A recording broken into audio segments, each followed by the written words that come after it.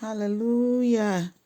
Odafo enenso me ma wakwa aba e de ba na wotwe wie ye nkranhye sam dwumedie so. Me yidi sa wo ye wawrade mo na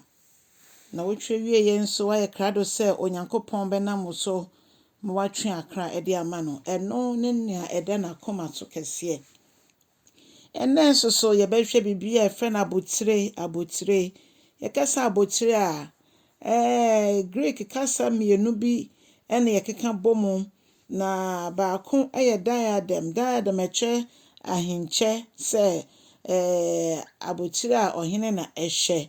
ena afi Stephanos nso eno nso kire se abotire a yede ma omo a omutumrika edi nkonim na omo ako edi nkonim odofo nyame asem yati ase se ebrepem no obema ye abotire ye hwe Petro umedi kan etinum nchichemu nan na o say enti so odwanhwefo kese no so oba obema ye abotire a etu ntwada abotire ye nuonyam abotire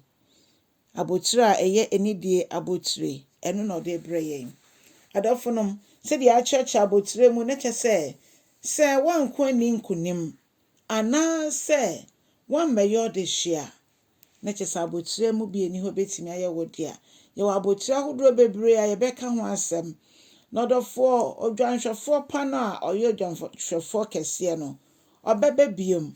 na se oba so wo ye ni dwan o se menwan eni mene na menso minimum ne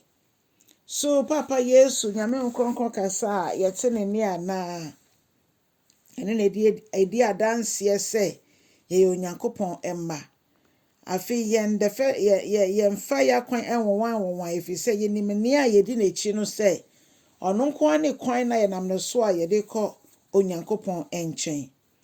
ene nti ni a wafra ye no se eja ye ho nyina eto ne so a obekyerekye ye na kwan obekyerekye ne ye nye se de be ye mfom kwan no na ebema ya bochire no so etimi atena ho efise ye fom kwan pa na enya de ye nsa beka abotire no odofo David di ohun no ikae ewa nnwom eduonum miensa o se Awurade ene mehwefo na hwiri hia me ono no ogime koda from edidibia na ogime ko ensu a eho dwo ho ono ena omama hoden foforo na ogime tatafa kwantene ne so se de be a nidi ho ebetinti